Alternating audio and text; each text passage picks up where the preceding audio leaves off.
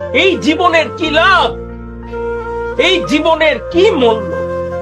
দুইটা ভালো খাওয়ার জন্যে, দুইটা মন্দ খাওয়ার জন্যে, দুইটা লাভ করার জন্যে নিজের চরিত্রটাকে ধ্বংস করে দিয়ে খারাপ কাজে লিপ্ত হয়ে, অন্যায় কাজে লিপ্ত হয়ে, অবিচারে লিপ্ত হলাম।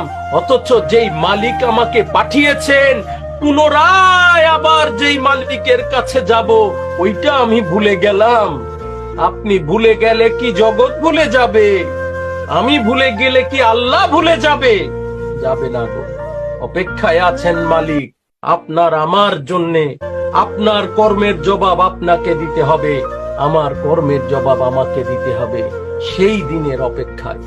তাই আমাদের আশেকে রাসূলদের গুরু দায়িত্ব হচ্ছে, আমরা যদি এই মোহাম্মদ ইসলামকে এগিয়ে নিয়ে যেতে চাই, অবশ্যই আমাদেরকে চরিত্রবান হতে